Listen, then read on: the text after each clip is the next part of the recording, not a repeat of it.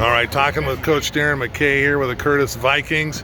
And Coach, man, you know, this game last year came down to the final plays.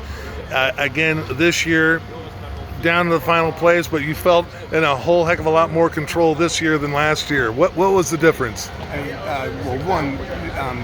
The special teams mistakes, or what they did in special teams last year, that was the difference in the game. So that wasn't the case here. You know, our kid came out and made the field goal, but being able to finish it off and to score on every drive, we did not punt against this. If you'd have told me before the game that we're not going to punt once against these guys, that's pretty hard to do. And then, you know, the only drive we don't score is going to be victory.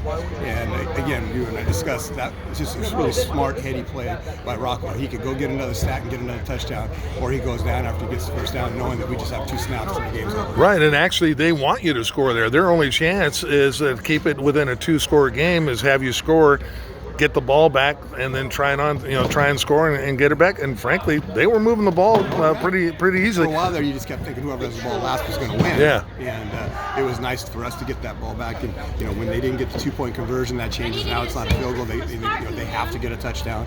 But you know, another key third down conversion to Parker. We thought Parker could have a big game, and he's just clutch every time. Well, that huge key after the strange offensive. You don't see that very often, the offensive face mask that pushed you back. I mean, that was their opportunity for Sumner.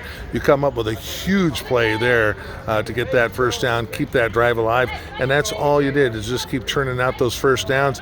And it was just, you know, I don't think your defense or Sumner's defense is as bad as the stats are going to show and look like.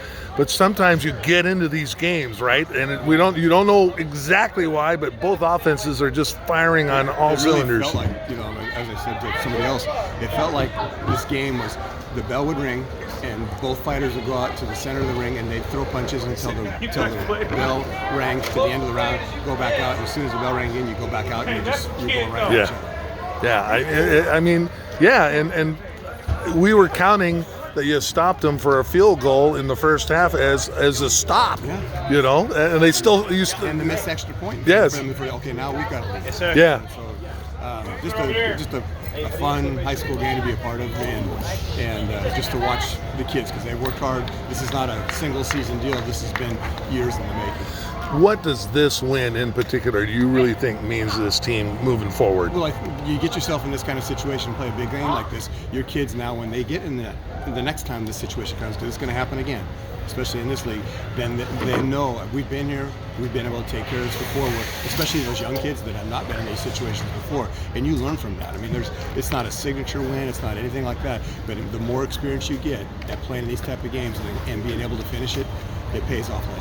And, you know, with the crowd here and the atmosphere here, I'm not sure you're going to get a better atmosphere, you know, with the huge band and the noise and everything else. You guys stepped up and lived up to it. You got to feel pretty proud about that. I'm very proud of you. All right. Thanks, Coach. Great job.